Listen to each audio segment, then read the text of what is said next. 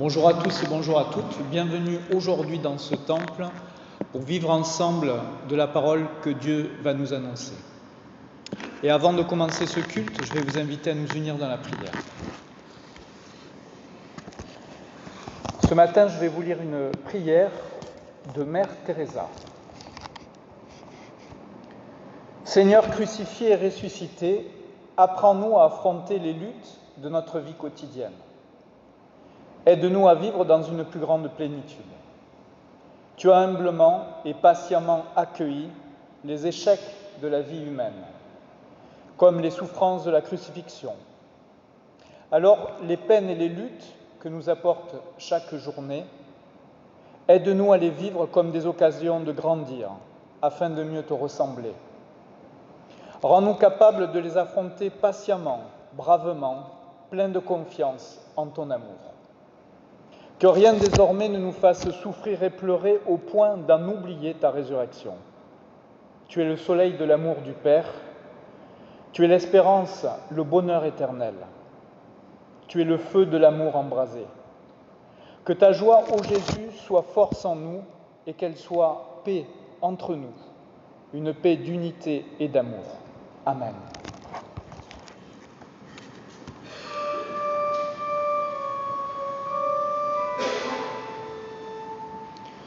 Le Sauveur ressuscité, Alléluia, Alléluia, qu'en lui s'égaie l'humanité, Alléluia, Alléluia. Ne pleure plus sur un absent, Alléluia, Alléluia, il est le Christ, il est vivant, Alléluia, Alléluia. Et je vais vous inviter à nous unir dans la louange, et aujourd'hui cette louange, je vais la trouver dans le psaume du jour, il s'agit du psaume 22.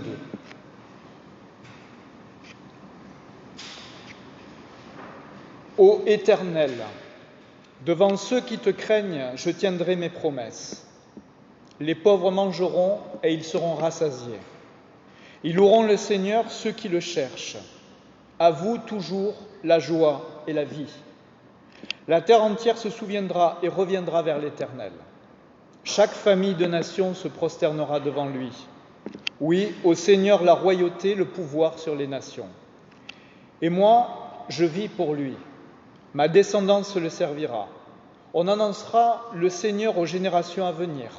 On proclamera sa justice au peuple qui va naître. Voilà son œuvre. Amen. Et je vous propose de prolonger cette louange en chantant ensemble notre recueil, le psaume 24. Nous chanterons les 3 strophes. Psaume 24.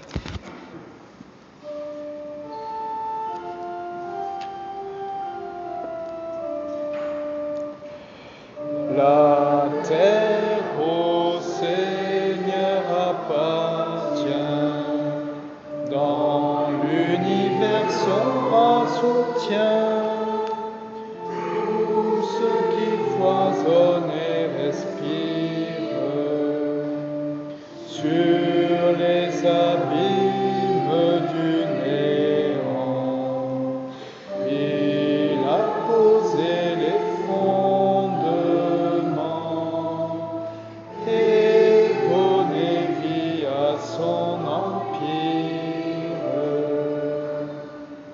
Et qui pourra dans ta cité, Seigneur, devant ta sainteté, se lever pour te rendre grâce. Et l'homme doit puissant détour, sert la vérité chaque jour, et dont les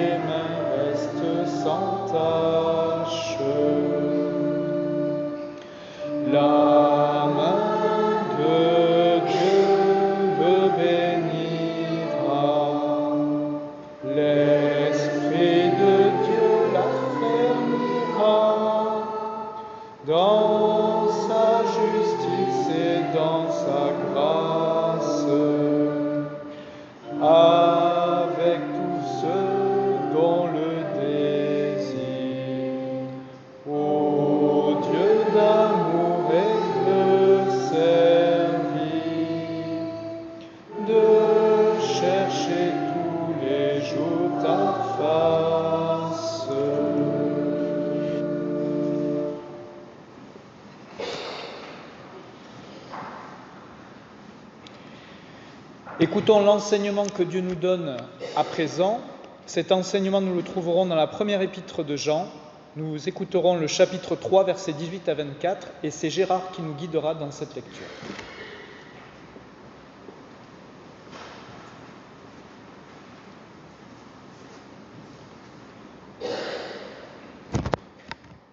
Petits enfants, n'aimons pas en parole ni par des discours, mais par des actes et en vérité. Voilà comment nous reconnaîtrons que nous appartenons à la vérité, et devant Dieu, nous apaiserons notre cœur. Car si notre cœur nous accuse, Dieu est plus grand que notre cœur, et il connaît toutes choses. Bien-aimés, si notre cœur ne nous accuse pas, nous avons de l'assurance devant Dieu.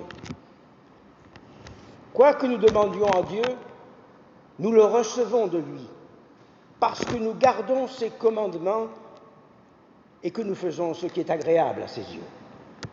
Or, voici son commandement: mettre notre foi dans le nom de son Fils Jésus-Christ et nous aimer les uns les autres comme il nous l'a commandé. Celui qui garde ses commandements demeure en Dieu et Dieu en lui. Et voilà comment nous reconnaissons qu'il demeure en nous, puisqu'il nous a donné part à son esprit. Amen.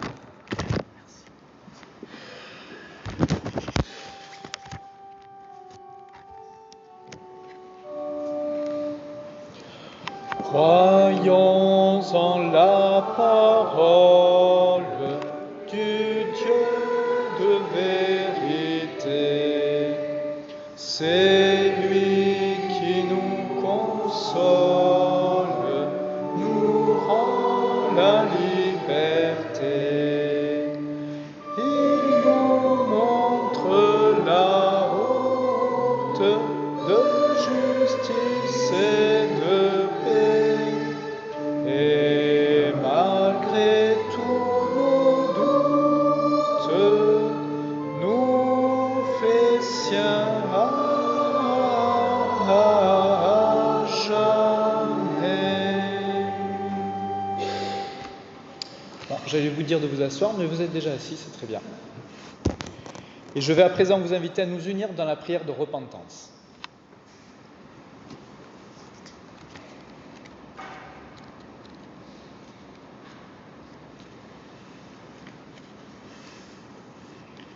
Et cette prière, je l'emprunterai à Dietrich Bonhoeffer. Ô Dieu, je t'invoque dès l'aube, aide-moi à prier. En moi tout est sombre, mais en toi tout est lumière. Je suis seul, mais tu ne m'abandonnes pas. Je suis sans courage, sans le secours, et pourtant mon secours est en toi. Je suis inquiet, mais la paix repose en toi. En moi habite l'amertume, mais en toi la patience. Et même si je ne comprends pas tes voies, toi, tu connais mon chemin. Amen.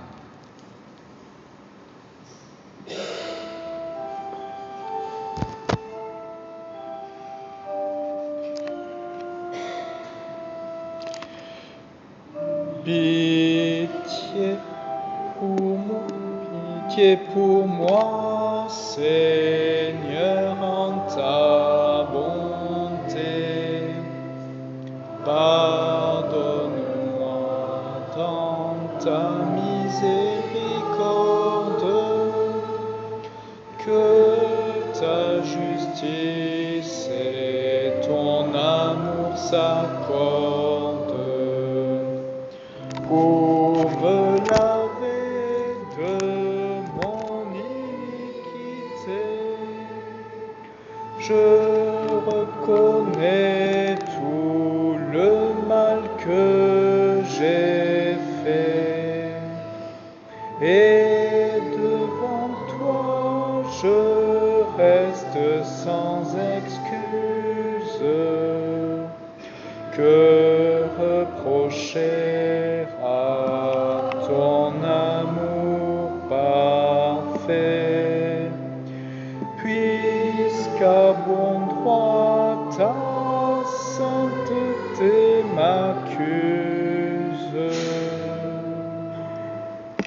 Et je vais vous inviter à vous lever pour recevoir les paroles de pardon. Et ces paroles, nous les trouverons aujourd'hui dans l'un des évangiles du jour. Il s'agit de l'évangile de Jean, chapitre 14, versets 1 à 6. En ce temps-là, Jésus disait à ses disciples : « Que votre cœur ne se trouble pas. Croyez en Dieu, croyez aussi en moi. Dans la maison de mon Père, il y a de nombreuses demeures. Sinon, vous aurais-je dit, je pars vous préparer une place. Quand je serai parti vous préparer une place, alors je reviendrai et je vous emmènerai avec moi, afin que là où je suis, vous aussi, vous soyez. Pour aller où je vais, vous en connaissez le chemin. » Alors Thomas lui dit : « Seigneur, nous ne savons pas où tu vas. Comment pourrions-nous savoir le chemin ? » Mais Jésus lui répondit : « Moi je suis le chemin, la vérité et la vie. Personne ne va vers moi, personne ne va vers le Père sans passer vers moi. Amen. »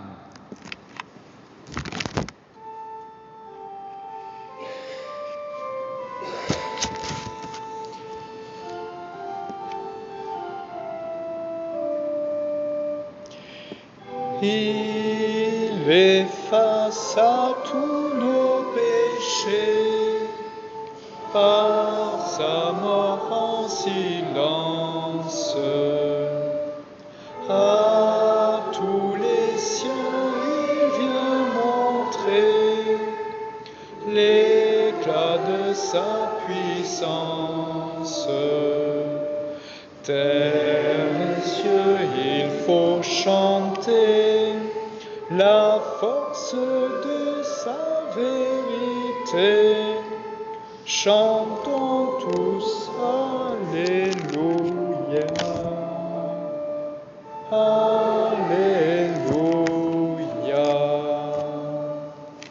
Je vous invite à vous asseoir.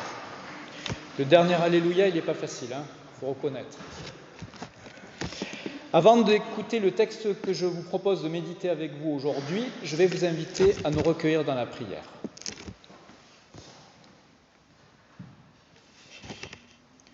Notre Dieu, notre Père, nous t'en prions aujourd'hui. Enseigne-nous une juste façon de lire la Bible, que nous ne cherchions pas toujours à nous justifier par notre lecture, que nous ne cherchions pas juste ce qui nous réconforte ou ce qui nous console, bien que tu sais que nous en avons besoin. Puissions-nous chercher aussi ce que tu souhaites nous dire au travers de ces textes. Puisse ta volonté se révéler à nous et que cette volonté devienne pour chacun d'entre nous une parole de vie. Amen. Les textes que nous allons entendre aujourd'hui se situent dans le livre de la Genèse et nous allons écouter le premier texte qui se situera en Genèse 1, versets 26 à 29 et le second en Genèse 9, versets 1 à 7. Et c'est Kevin qui va nous guider dans cette lecture.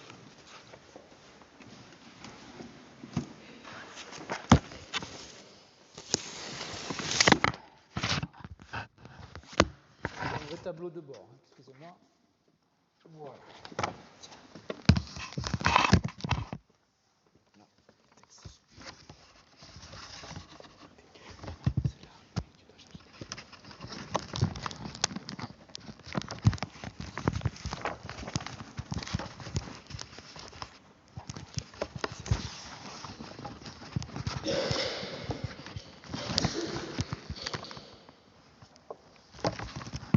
Puis Dieu dit : faisons l'homme à notre image, selon notre ressemblance, et qu'il domine sur les poissons de la mer, sur les oiseaux du ciel, sur le bétail, sur toute la terre et sur tous les reptiles qui rampent sur la terre.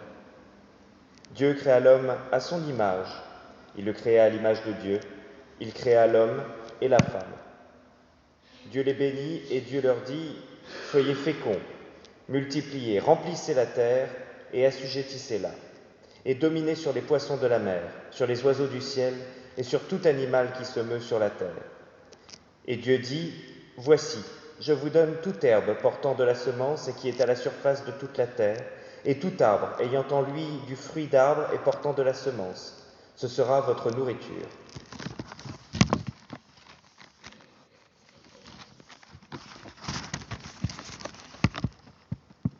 Dieu bénit Noé et ses fils et leur dit, « Soyez féconds, multipliez et remplissez la terre. Vous serez un sujet de crainte et d'effroi pour tout animal de la terre, pour tout oiseau du ciel, pour tout ce qui se meut sur la terre, et pour tous les poissons de la mer. Ils sont livrés entre vos mains. Tout ce qui se meut et qui a vie vous servira de nourriture. Je vous donne tout cela comme l'herbe verte. Seulement vous ne mangerez point de chair avec son âme, avec son sang. Sachez-le aussi, je redemanderai le sang de vos âmes. Je le redemanderai à tout animal, et je redemanderai l'âme de l'homme, à l'homme qui est son frère. Si quelqu'un verse le sang de l'homme, par l'homme son sang sera versé. Car Dieu a fait l'homme à son image. Et vous, soyez féconds et multipliez. Répandez-vous sur la terre et multipliez sur elle. Seigneur, ta parole est vérité, enseigne-nous par ta vérité. Amen. Merci. Et je vais à présent vous inviter à chanter le cantique 46-01. Nous chanterons les 3 premières strophes. 46-01.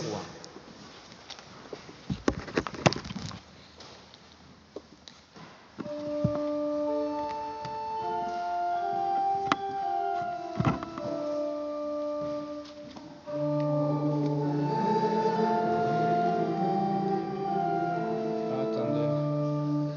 46-01. C'est au Père des Lumières, 46-01.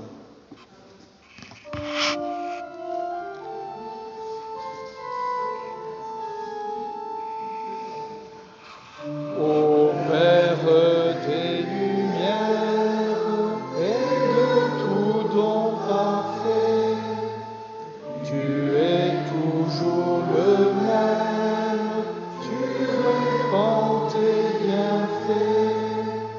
Nous sommes par ta grâce comptés parmi les tiens. Jamais tu ne te lasses de nous prendre la main. Loi sainte et parfaite, ta loi de liberté, éclaire nos visages, viens nous illuminer. Elle nous fait connaître les défauts de nos vies et nous incite à suivre l'appel de Jésus-Christ. Donne-nous la sagesse, Seigneur, pour accueillir tout homme riche ou pauvre, l'aimer et le servir. Mais en nous la prière et viens changer nos cœurs pour annoncer ton règne, source de vrai bonheur. Je vous invite à vous asseoir.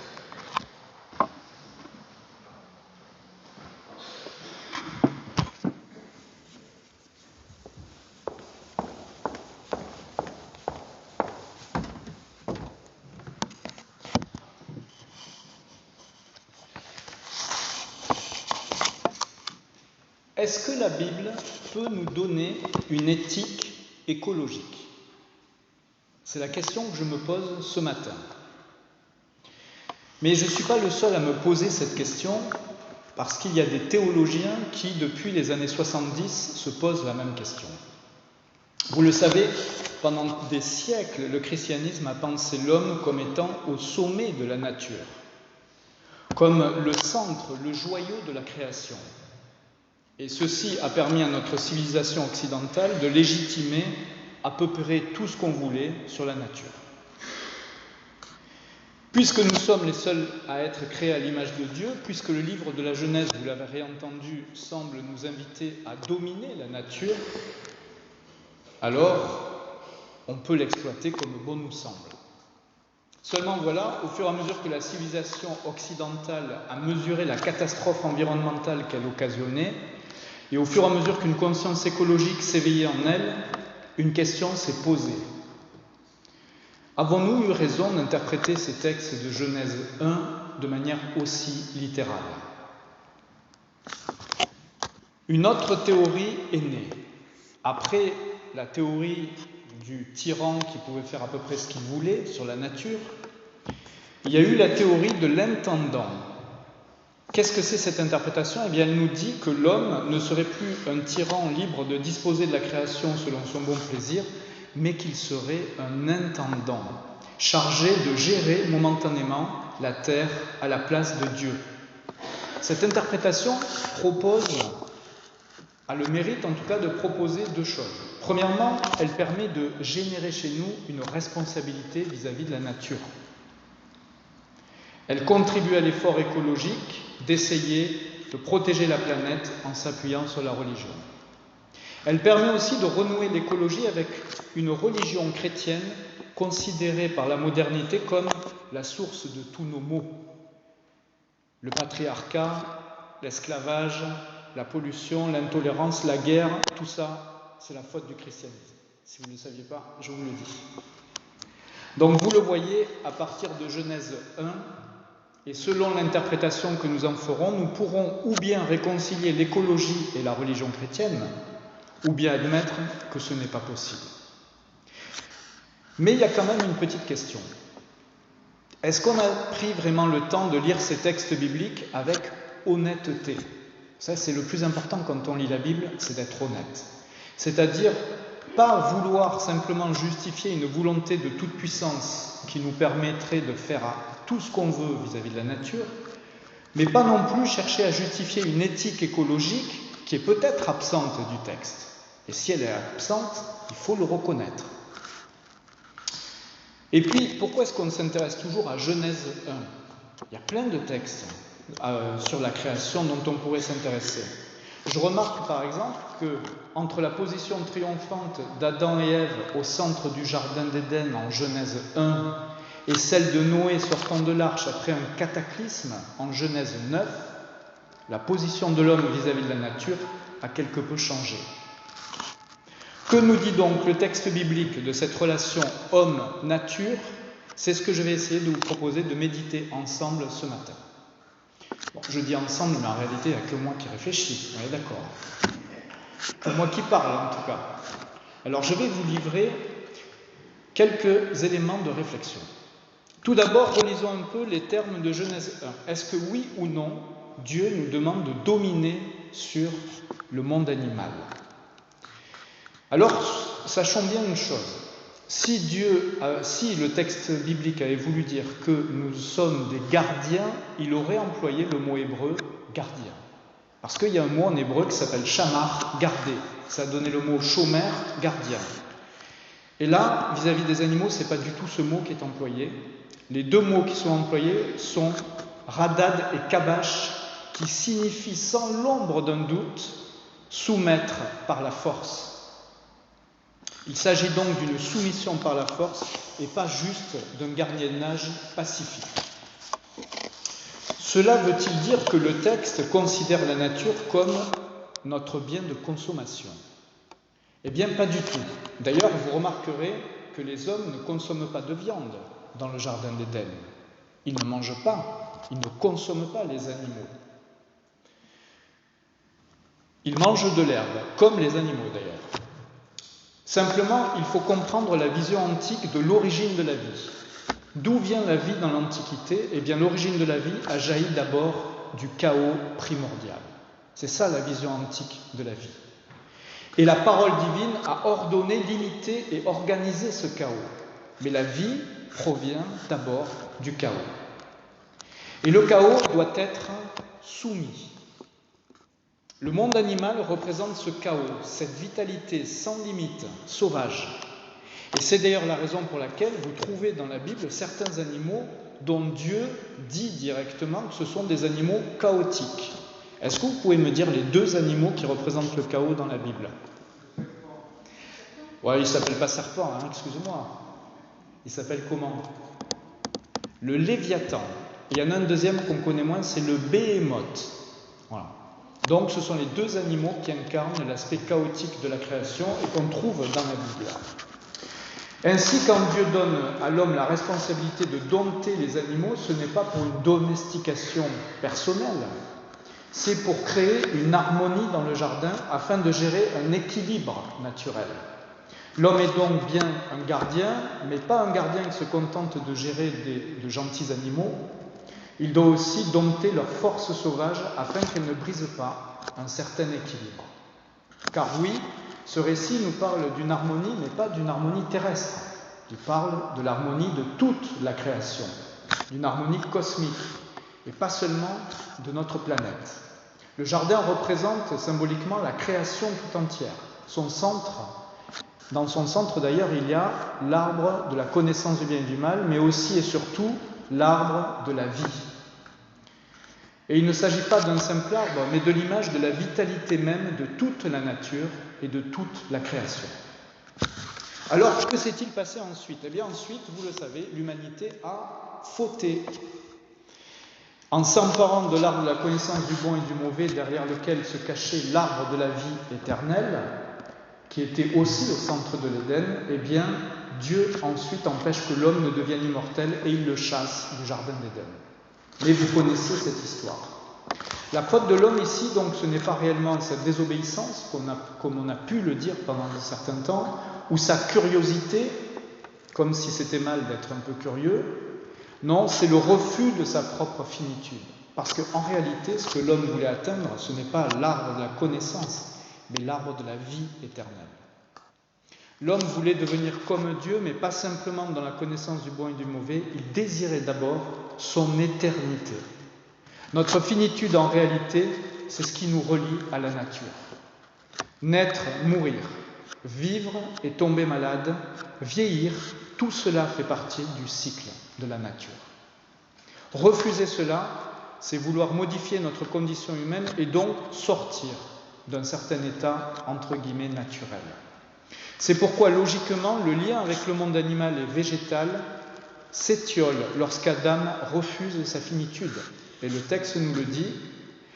Et Dieu dit à l'homme, « Puisque tu as écouté la voix de ta femme et que tu as mangé de l'arbre au sujet duquel je t'avais donné cet ordre, tu n'en mangeras point, le sol sera maudit à cause de toi. C'est à force de peine que tu en tireras ta nourriture tous les jours de ta vie. Il te produira des épines et des ronces, et tu mangeras de l'herbe des champs. C'est à la sueur de ton visage que tu mangeras du pain, jusqu'à ce que tu retournes à la terre dont tu es issu. Car tu es poussière, et tu retourneras à la poussière. » Remarquez comment Dieu termine son discours en rappelant à l'homme sa propre mortalité. Voilà donc la première distance qui se produit avec la nature. Vous pourrez relire ce texte en Genèse 3, texte que nous connaissons très bien. Mais le problème, c'est que ça ne s'arrête pas là. Il y a 2 autres épisodes où l'homme prend de la distance avec la nature. La seconde rupture avec la création surgit en Genèse 2, quand Caïn, poussé par sa jalousie, assassine son frère. Là encore, tout ça, vous le connaissez très bien. La Bible définit ce meurtre comme la définition même du péché. Voici, le péché est tapis à la porte, mais toi, domine-le. En assassinant son frère, Caïn va laisser libre cours à sa colère, mais surtout à son péché, qui se révèle ici comme une soif de destruction. Et ces instincts destructeurs qui poussent Caïn à tuer son frère vont aussi contaminer la nature. C'est ce que nous lisons lorsque Dieu dit « Qu'as-tu fait ? La voix du sang de ton frère crie de la terre jusqu'à moi. Maintenant, tu seras maudit de la terre qui a ouvert sa bouche pour recevoir de ta main le sang de ton frère. Quand tu cultiveras le sol, il ne te donnera plus sa richesse. Tu seras errant et vagabond sur la terre. » Le sang d'Abel contamine la terre et va aggraver l'inimité entre l'homme et la nature. Ce meurtre symbolique explique que la violence humaine peut aussi détruire la nature, rompant un peu plus l'osmose entre l'homme et la création. Le second problème de l'homme est donc sa violence. La violence qui, non content de détruire l'espèce humaine, détruit aussi toute autre forme d'espèce vivante. Et enfin, il reste un troisième texte qui va nous éloigner de la nature. D'après vous, c'est lequel ? Avant le déluge, bien sûr. Est-ce que vous avez une petite idée ? Ça me permet comme ça de vérifier qui s'est endormi ou pas. Pardon ? Non. Toujours dans le livre de la Genèse, il y a un événement, mais évidemment, il n'est pas si facile que ça à repérer. Si je vous dis Genèse 6, ça vous parle ? Alors, je vais vous le dire. Il est dit que les anges et les femmes humaines vont s'unir et donner naissance à des géants. Alors, c'est un texte qu'on ne lit pas habituellement parce qu'on ne comprend rien à ce qu'il peut vouloir signifier. Ces géants, certaines traductions les appellent des héros. Dans la Bible, vous trouvez ça, les héros antiques, comme si c'était des créatures positives. Le problème, c'est qu'en réalité, le terme hébraïque « gibor » signifie la force brute. Ce mot peut aussi bien signifier des héros que des êtres particulièrement violents. Cette image du ciel qui se mélange avec la terre est très fréquente dans les différentes mythologies du monde. Et à chaque fois, elle produit des catastrophes. Cette confusion du domaine céleste et du domaine humain renvoie bien entendu à la volonté de toute puissance humaine et à sa démesure. D'ailleurs, si vous avez l'habitude de lire les commentaires juifs, un petit peu rabbiniques, vous verrez que la tradition juive décrit ces géants comme le symbole de la démesure du désir humain. Pourquoi ? Parce que faisaient ces géants, d'après les rabbins ? Ils dévoraient toutes les ressources de la planète. C'était leur caractéristique. Et ce sera la raison principale du déluge. La troisième faiblesse humaine donc consiste dans un désir illimité. Désir qui fait dévorer toutes les ressources terrestres sans se soucier de la moindre limitation naturelle. Voilà donc 3 épisodes bibliques, le récit de la chute, le meurtre de Caïn, la naissance des géants, qui sont les symboles des 3 plus grands travers de l'humanité: refus de sa propre finitude, propension à la destruction, désir illimité. Après cela commencera le long épisode du déluge, et lorsque l'humanité ressortira de l'arche, incarnée par Noé et ses enfants, Dieu va rétablir un ordre avec la nature, par la promesse inscrite dans l'arc-en-ciel. Plus jamais il ne sera tenté de mettre fin à la création tout entière à cause de l'homme. Cette première alliance n'est pas faite avec l'homme seul, elle concerne toute forme de vie. J'aimerais bien le rappeler de temps en temps parce que souvent on se dit tiens, la première alliance avec l'homme. Non, ce n'est pas la première alliance avec l'homme. L'alliance noachique est une alliance avec toute la création. Mais dans cette nature restaurée, vous remarquerez que l'homme n'a plus la place privilégiée qu'il avait auparavant. Il n'est plus au centre, il ne régule plus la nature. C'est ce que Kevin nous a relu et que je vais vous relire à présent. Vous serez un sujet de crainte et d'effroi pour tout animal de la terre, pour tout oiseau du ciel, pour tout ce qui se meut sur la terre et pour tous les poissons de la mer. Ils seront livrés entre vos mains. Tout ce qui se meut et qui a vie vous servira de nourriture. Je vous donne tout cela comme l'herbe verte. Seulement, vous ne mangerez point de chair avec son sang, car l'âme est dans le sang. Sachez-le aussi, je redemanderai le sang de vos âmes, et je le redemanderai à tout animal, et je redemanderai l'âme de l'homme à l'homme qui est son frère. Si quelqu'un verse le sang de l'homme, par l'homme son sang sera versé, car Dieu a fait l'homme à son image. Alors, je fais une petite digression pour remarquer que Dieu donne la viande comme il donne l'herbe. Donc j'en déduis que si je mange du saucisson, c'est comme si j'étais végétarien. Je referme la parenthèse. Comment comprendre ce dernier commandement divin ? Eh bien, désormais, l'homme n'est plus au-dessus du règne animal. Et c'est ça qu'on a oublié de discuter un petit peu quand on discute d'écologie. La Bible ne nous parle pas de l'homme comme s'il était resté toujours à sa position première de Genèse 1. Désormais, l'homme n'est plus au-dessus du règne animal, il en est un maillon. L'homme se nourrira des animaux qui seront terrorisés par lui, tout comme les animaux carnivores se nourrissent de la chair d'autres animaux. L'être humain n'est plus à part. Il est victime de la même bestialité qui touche le monde animal.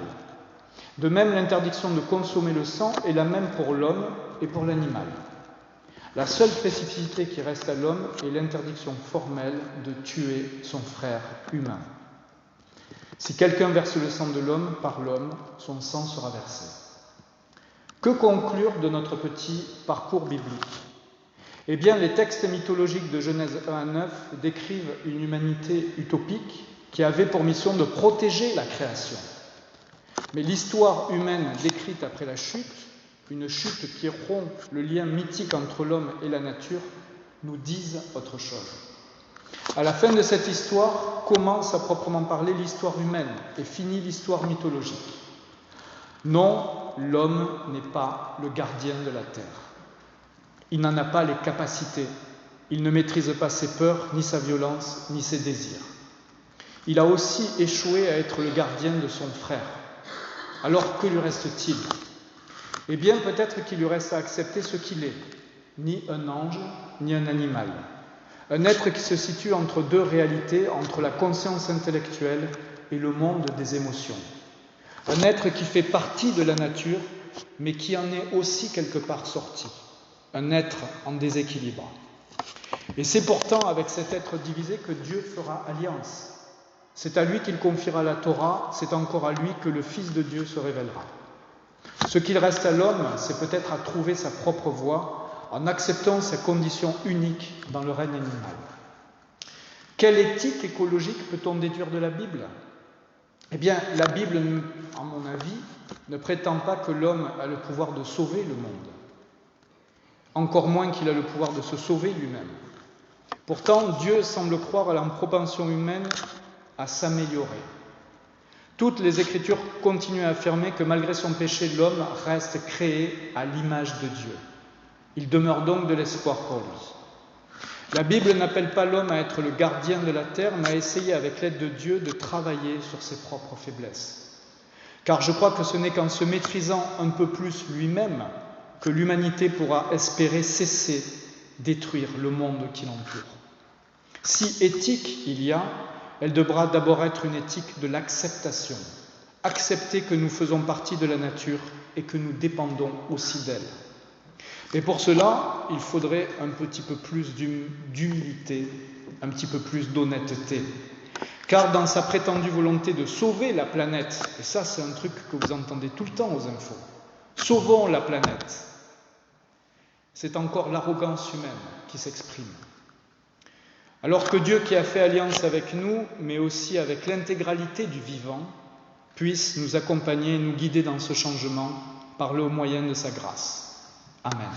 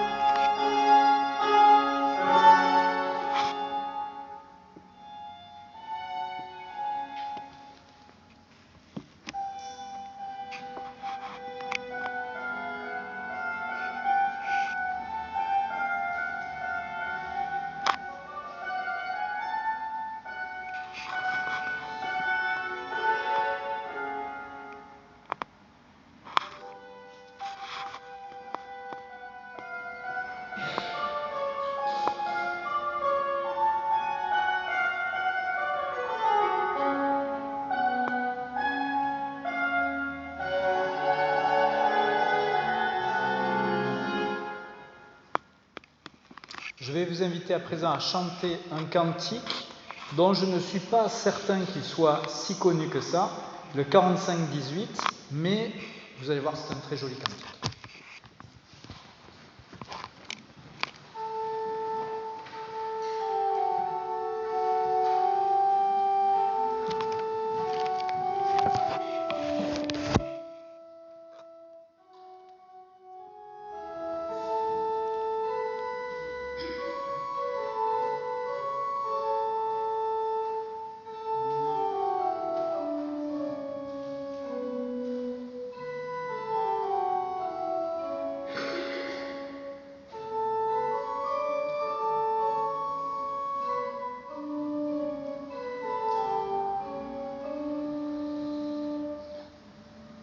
Maître des grands espaces, qui fait souffler le vent, viens en moi prendre place, sois mon Seigneur vivant.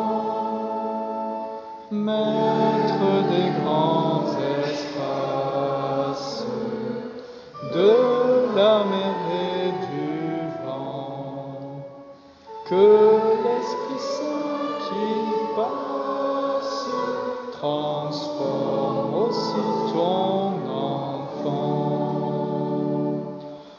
Toi qui fais des merveilles dans les prés et les bois, entre Seigneur et veille, la louange est ma voix. Maître des grands espaces, de la mer et du vent, que l'Esprit Saint qui passe transforme aussi ton enfant, qui remplit la terre d'eau fraîche et de chaleur, ranimé désaltère cette soif de mon cœur. Maître des grands espaces, de la mer et du vent, que l'Esprit Saint qui passe transforme aussi ton enfant. Vous avez vu, il est super ce cantique. Je vous invite à vous asseoir.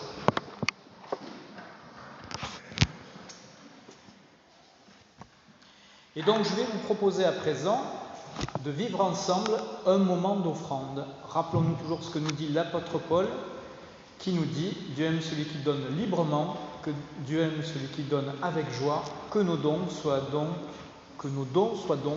c'est pas facile à dire, que nos dons soient donc libres et joyeux. »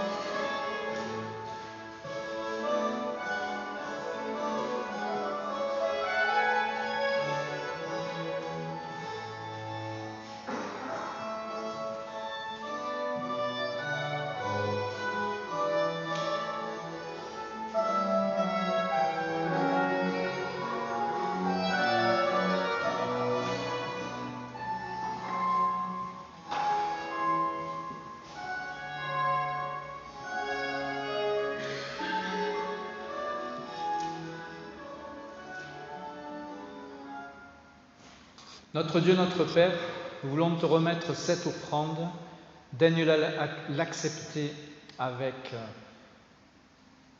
daigne-la l'accepter. Et nous voulons te remettre cette offrande comme symbole de notre humilité et de notre amour pour toi. Amen.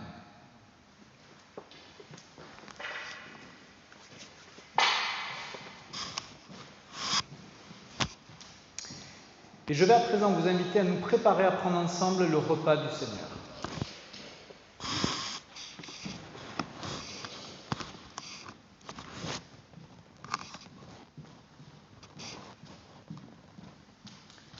C'est notre joie de te célébrer, Dieu notre Père, pour ce monde que tu as créé si beau. Monde que tu gardes au travers de ses douleurs et que tu ne cesses de créer toujours à nouveau. C'est notre joie de te célébrer, Dieu de toute tendresse, pour Jésus-Christ, que tu as envoyé afin qu'il emprunte notre chemin d'humanité et devienne notre frère. Il a manifesté ton amour aux petits, aux pauvres, aux malades, aux pécheurs. Il s'est fait le prochain des opprimés et des affligés. Par sa vie, il a révélé ton visage. C'est notre joie de te célébrer, Dieu fidèle, pour ton esprit, souffle de vie, qui nous assemble en Église de génération en génération dans ton amour. Amen.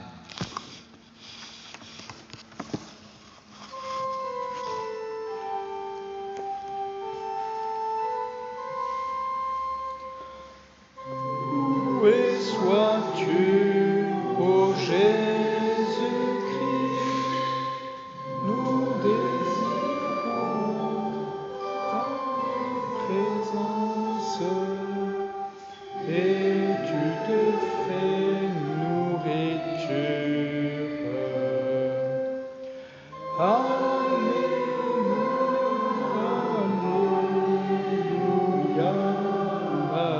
Alléluia.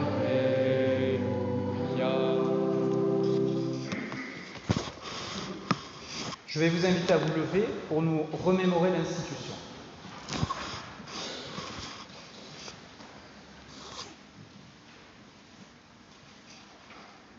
Voici ce que j'ai reçu du Seigneur et que je vous ai transmis, nous dit l'apôtre Paul. Le Seigneur Jésus, dans la nuit où il fut livré, prit du pain, et après avoir rendu grâce, il le rompit et dit : « Ceci est mon corps livré pour vous. Faites cela en mémoire de moi. » Il fit de même pour la coupe après le repas en disant : « Cette coupe est la nouvelle alliance en mon sang. Faites cela en mémoire de moi toutes les fois où vous en boirez. » Amen.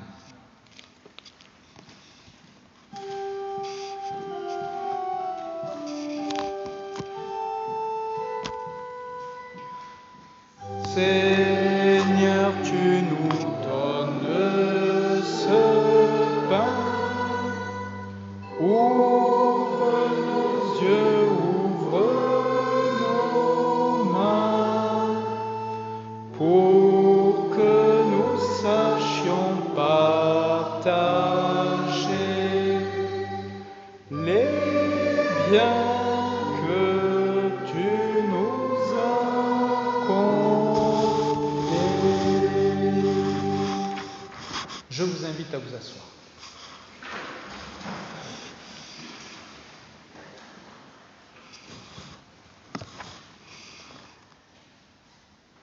Toi qui nous rassembles et nous invites, Éternel notre Dieu, renouvelle et raffermis notre foi.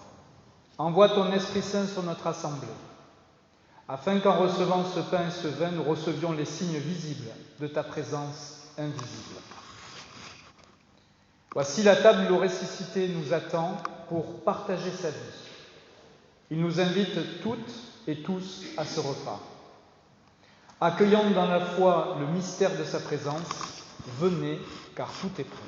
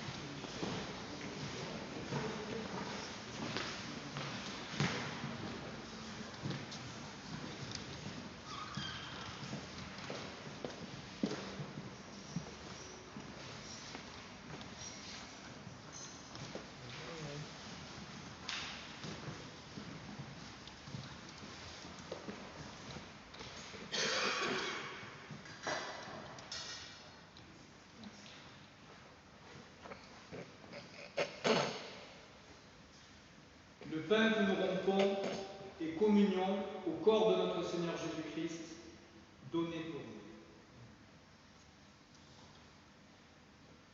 La coupe de bénédiction pour laquelle nous rendons grâce est communion au sang de notre Seigneur Jésus-Christ, répandu pour nous.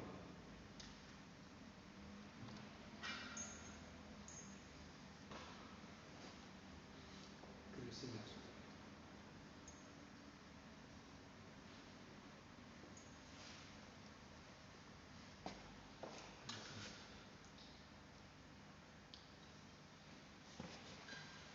Pendant que le pain circule, j'aimerais rappeler que le conseil presbytéral et l'Église vous invitent à nous attendre pour pouvoir communier ensemble.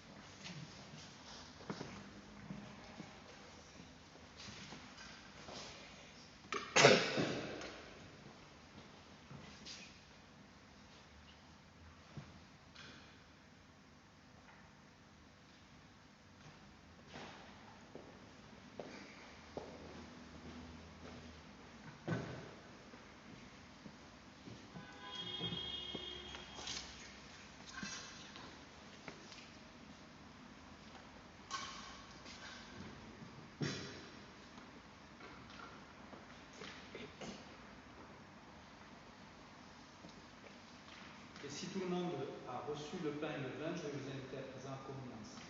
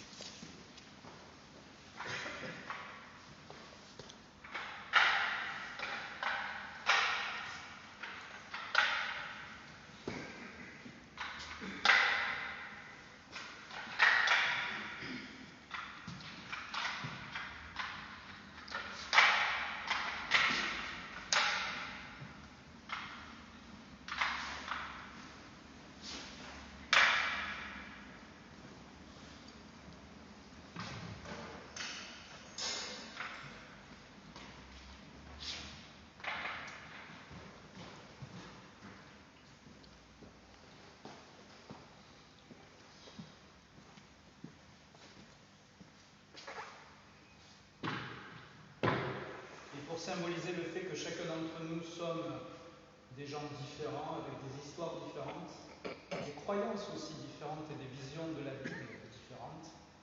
Et pourtant, c'est un seul et même Seigneur, un seul et même Dieu qui nous réunit tous aujourd'hui ce matin. Pour symboliser cela, je vais vous inviter à chanter ensemble la première strophe de À toi la gloire.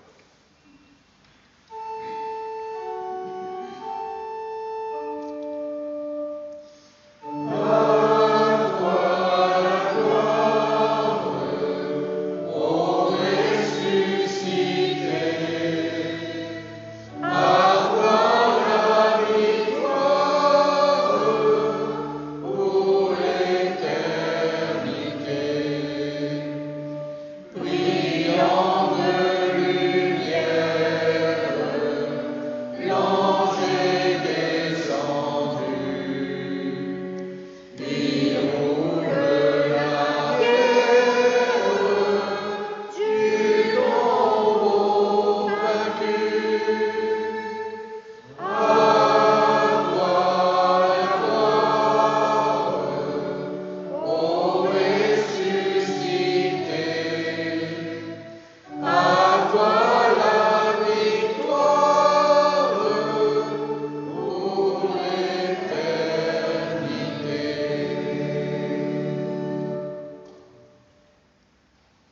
Toi notre Dieu, toi le vivant, tu es venu à notre rencontre.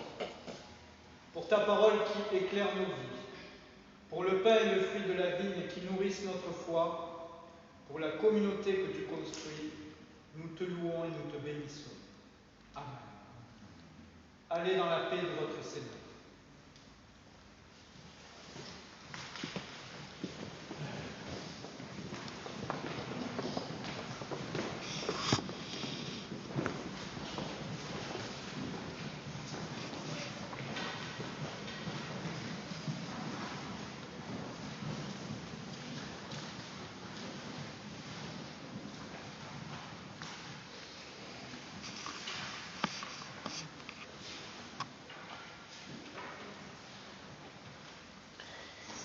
Alors, je vous invite à vous asseoir et à nous unir dans la prière d'intercession.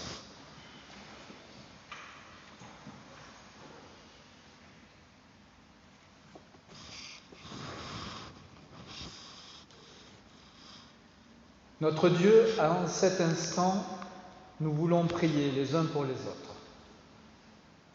Nous voulons nous présenter devant toi tels que nous sommes, avec nos forces et nos fragilités. Nous sommes devant toi ce matin avec ce qui nous pèse, avec notre angoisse, avec nos déceptions et nos questions. Nous voulons te remettre toute situation difficile et nous voulons t'ouvrir nos cœurs. Nous voulons te confier les gens que nous aimons et dont nous savons qu'ils souffrent actuellement. Et ce matin, nous voulons te prier plus particulièrement pour la famille Alarcon qui traverse une épreuve douloureuse. Seigneur, donne-nous de nous soutenir les uns les autres par notre prière, mais aussi par notre écoute, par nos visites et par notre présence. Seigneur notre Dieu, nous croyons que tu nous accompagnes sur chaque chemin. Toi qui as veillé sur nos pas souvent incertains, au jour de l'épreuve, sois encore avec nous. Redis-nous que tu es à nos côtés et que ton amour nous soutiendra toujours. Et c'est fort de cette espérance que je vais vous inviter à présent à nous unir dans la prière que le Christ lui-même nous a enseignée. Notre Père qui es aux cieux, que ton nom soit sanctifié, que ton règne vienne. Que ta volonté soit faite sur la terre comme au ciel. Donne-nous aujourd'hui notre pain de ce jour. Pardonne-nous nos offenses, comme nous pardonnons aussi à ceux qui nous ont offensés. Et ne nous laisse pas succomber à la tentation, mais délivre-nous du mal.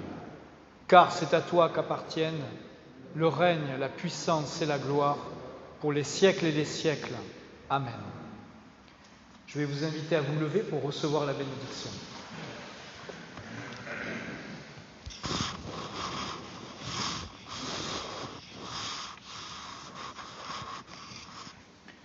Que le Dieu de toute grâce nous bénisse et qu'il nous garde, qu'il fasse rayonner sur nous sa face, qu'il tourne son regard vers nous et qu'il nous accorde sa paix. Amen.